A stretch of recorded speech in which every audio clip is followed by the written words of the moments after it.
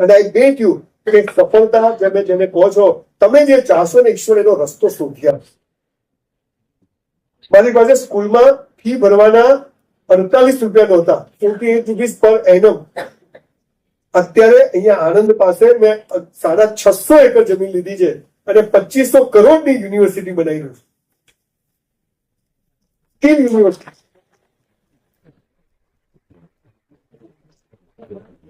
The student who is below 50% is most eligible. આપણે ઊંધું રાખ્યું છે. એક હોશિયારો માટે આવી સરસ કોલેજો છે, તમારા ડબ્બાઓ માટે આવું કશું નથી. હું એવું માનું છું કે દરેક માણસ તમે મનુષ્ય બને ને એનો મતલબ જ તમે સફળ છો. પછી બધા સ્પેરપાર્ટ ઓકે હોય ને તો લોટરી છે. પણ હવે ઘડતર થતું નથી. જુઓ, એક લોખંડનો ટુકડો હોય ને તો 10 રૂપિયા કિલો ભંગારમાં વેચાય. રેલવેનો પાટો હોય તો શું થાય? ભંગારમાં. એની છડીઓ બનાવો તો 1000 રૂપિયા કિલોના પેદા થાય. એમાંથી કોઈ 100 ને ટાંકણીઓ બનાવો તો 1 લાખ રૂપિયા પેદા થાય. અને એમાંથી આવી કોઈ ઘડિયાળના કાંટા બનાવો તો 10 લાખ રૂપિયા કિલોના થાય. બોલો, પૈસા લોખંડના છે કે ઘડતરના છે? સારું, આપણું ઘડતર જ થતું. અહીંયા ભરો, અહીં ભરો, પેકેટ લો, 5 લાખ લગ્ન કરો, લાયો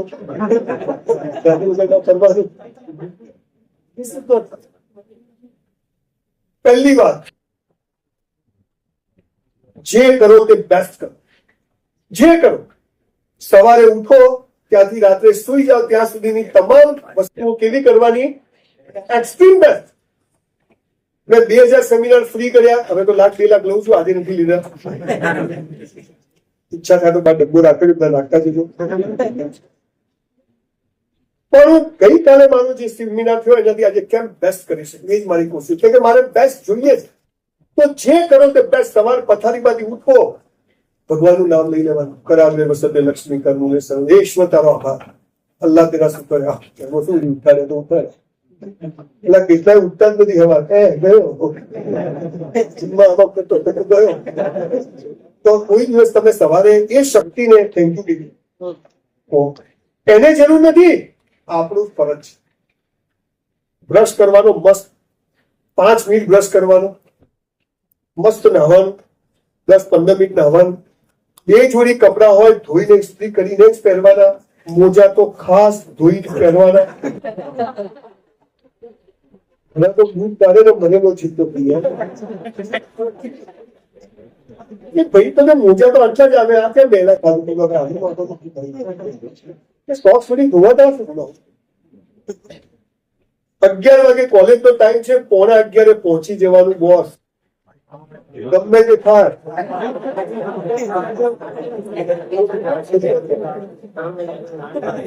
અરે હોય તો હોય તો નથી પહોંચી જવાય. મને અહીંયા 4 વાગ્યાનો ટાઈમ આપ્યો હોય તો મારે 5:45 આવી જવાનું. एक बार मैंने कमिटमेंट कर दिया, फिर मैं खुद की भी नहीं सुनता हूँ. मामा તમને ખબર છે, મોટાઈની વાત નથી કરતો. મારી સગી વાઈફના સગા પપ્પા ગુજરી ગયા. હું સ્મશાન કરતો કેમ કે મારી કોલેજમાં ઇવેન્ટ કમિટમેન્ટ. એ પછી હમણાં મારી સગી બહેનના સગા હસબન્ડ એટલે મારા બનેવી ગુજરી ગયા. હું સ્મશાન નતો ગયો કેમ કે મારે ઇવેન્ટ હતી. અને હમણાં થોડા દિવસ પહેલા મારે ન કહેવું જોઈએ પણ તમને કહું કે what kind of temperament you have four success.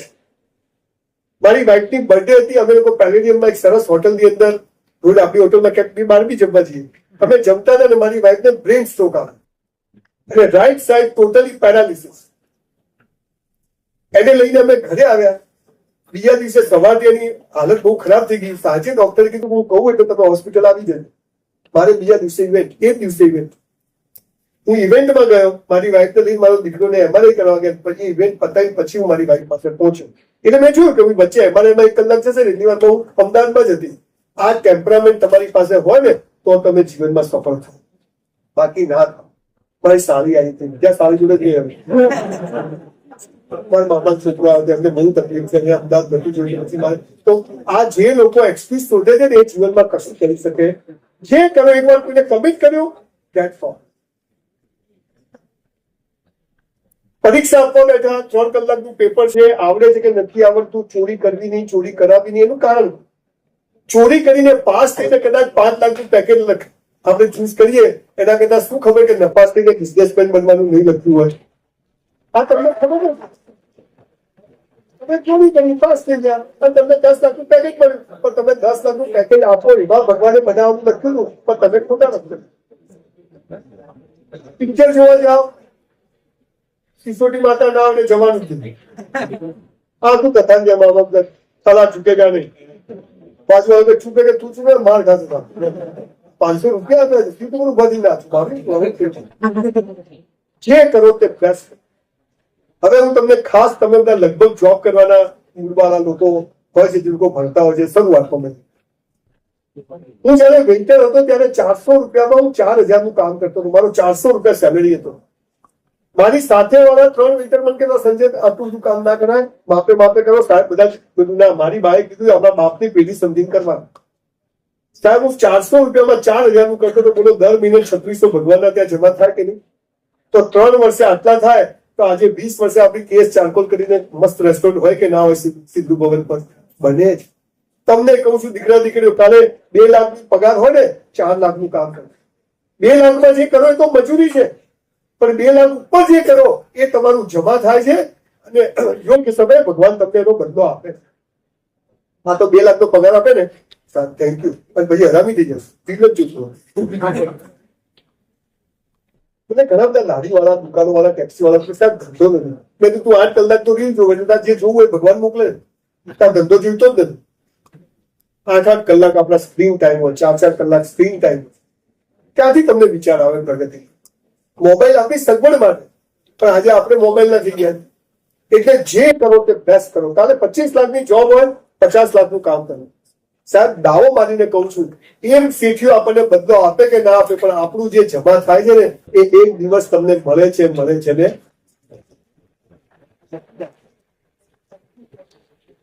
જે કરો આજે ભણવા આવ્યા છે, કોલેજમાં આવ્યા, જર્નલ બનાવવી પડશે, પેપર આપવા પડશે, બધું કરવું કે બેસ્ટ કરવા. હું એમ નથી કે એ પણ બેસ્ટ પ્લાનિંગ કરો, બેસ્ટ કરો. આ કરવું છે, તે કરવું છે, આ કંપનીમાં જવું છે, બધું નક્કી તો કરો, બેસ્ટ કરવાનું અને એને અનુરૂપ મહેનત કરવાની, એટલે બધું થાય જ. પણ આપણે કરતા નથી, ખાલી સપનાઓ જોઈએ છે, કાર બોર્ડ પર લખી રાખે છે, પણ એમાંનું કશું કરતા નથી. આજે તમને કહું, તમે પર્વત પર ચડીને સંજય બોલો તો સંજય સંભળાય કે ના મળે. તો જીવન પાસેથી શું જોઈએ છે? તો બેસ્ટ જોઈએ છે. તો શું કરવું પડશે? બેસ્ટ.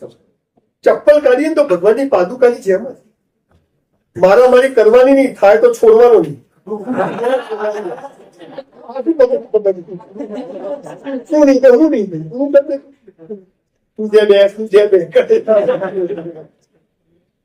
રાત્રે સુઈ જઈએ, પથારીમાં એક સ્ટોલ ના હોય, આપણું વોલેટ હોય 10 ની 20 ની, મારું વોલેટ 10 નું 20 નું 50 બધું લાઈન સર જ હોવી છે આપણી વોલેટમાં નહોતું.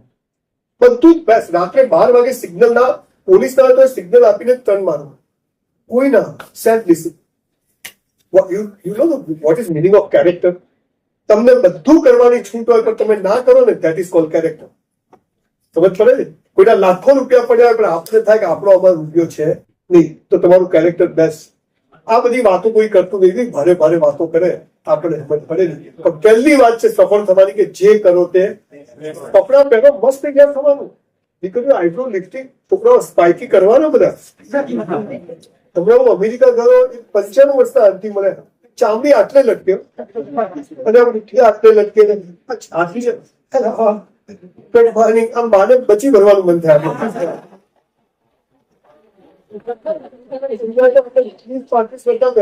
અમાર તો જીવન ફરતી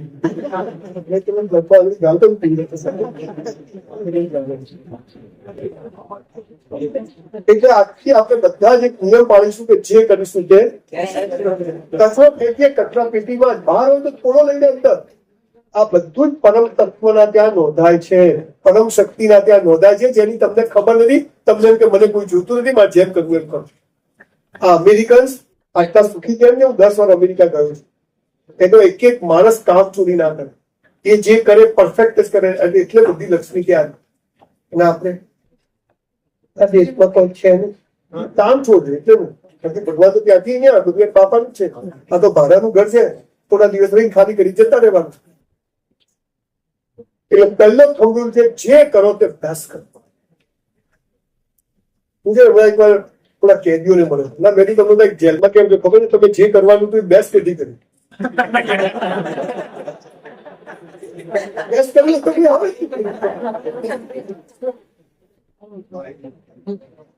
બીજી વાત બધું બેસ્ટ કર્યા પછી બીજો નિયમ છે ભગવાન પર વિશ્વાસ ઈશ્વર પર ભરોસો ટ્રસ્ટ ઇન ગોડ પણ તકલીફ શું છે ભગવાન એટલે શું કોઈ ખબર નહીં ઈશ્વર એટલે શું ખબર લોકો 300 ધર્મ અને 3000 સંપ્રદાય હે છેલ્લે મોહમ્મદ પૈગંબરે કીધું કે એક ઇસ્લામ છે ત્યાં 72 ફિરકા બનાવી દીધા દિલ હે કે માનતા નહીં ડિવાઇડ એન્ડ રૂલ માણસ ખૂણામાં એકલો ઉભો શંકર ભગવાન સારા હનુમાન દાદા સારા સ્વામિનારાયણ સારા અલ્લાહ સારા કોણ ભગવાન કોણ બહુ મોટો વિષય છે પણ બીજો નિયમ છે કે ભગવાન પર ભરોસો બધું કર્યા પછી બેસ્ટ કર્યા પછી શું કરવાનું મેં મહેનત કરી 94%, પણ આવ્યા કેટલા 54.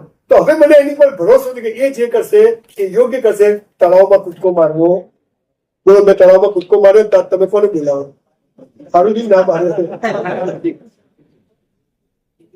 હમણાં 12માનું રિઝલ્ટ આવ્યું ને બે છોકરા તળાવમાં કૂદકો મારવા ગયો એક્ટિવા ઉભું રાખી મેં પકડ્યા એટલે શું થયું આમ કઈ મરી જવું છે મેં તો કેમ 12માં મેં નફાસ ફેમિલી મેં તું જો મરી જશે તો બધું ફરીથી ભણવું પડશે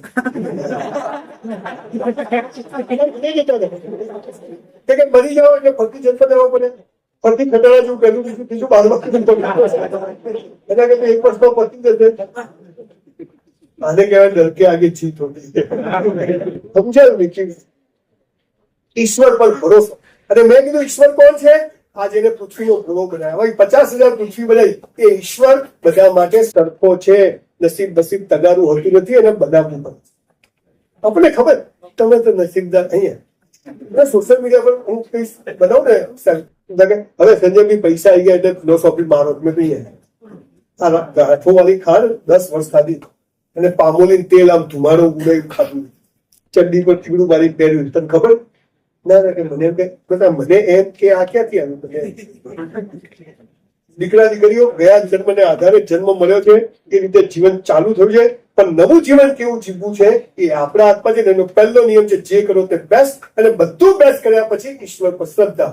પછી કોઈ દિવસ કેવું નહીં કે કેમ માનતું નહીં તો ભગવાન ધોકો મારે જગમાં જે થાય પછી જે અહીંયા એડમિશન લીધું બધું સમજી લીધું નથી ભાવતું મહેનત કરીશ જે થાય પણ મોડો વિચાર કરવાનો થતું આ પ્રોસેસ છે જેમાંથી ભગવાન તમને પસાર કરે. અને જુઓ મર્સિડીઝ આપતા પહેલા ભગવાન ચેક તો કરે ને કે આ ખમે એમ છે કે તળ્યું જ નથી. આપણે ઉભા રહ્યા ખરાબ સમય તો ભાઈ મરી ગયો ફાધર મરી ગયા ઘરમાં આવતા પ્રસંગો બન્યા વાઇફ બધી કદું ઉભો જો હૈ સો હૈ મેરા હૈ સો જાવે નહીં જો જાવે સો મેરા. એ ઈશ્વર પર મને ભરોસો એ જે કરશે એ અને ત્યારે ભગવાન હાથ પકડી લે છે અને એક સામાન્ય વેઇટરને એ હોટલનો માલિક બનાવી એક સામાન્ય સ્કૂલમાં ફી ભરી ન શકતા માણસને યુનિવર્સિટી બનાવી. ધીરુભાઈ અંબાણી તમે જુઓ આપણા ઘરનો દાખલો એક સામાન્ય માણસ. અચ્છા તમને એ વાતની ખબર છે ભગવાન ક્યાં આવે એ તમને ખબર છે અહીંયા આગળ કરશન કાકા છે સાયકલ પર નિરમા પાવડર વેચતા હતા અત્યારે 80,000 કરોડ એમનું સામ્રાજ્ય છે અને આપણે કે હું શું કરું ચંદ્રુભાઈ બાલાજી વેફર વાળા ઘરે બટાકા તળે છે 3 ભાઈઓ થિયેટરમાં બટાકાની ચિપ્સ વેચે આજે 2,000 કરોડના બટાકા વેચે. અહીંયા એક અંબિકા દાળ વડા છે ખબર એની જોડે BMW છે અને આપણે હું શું કરું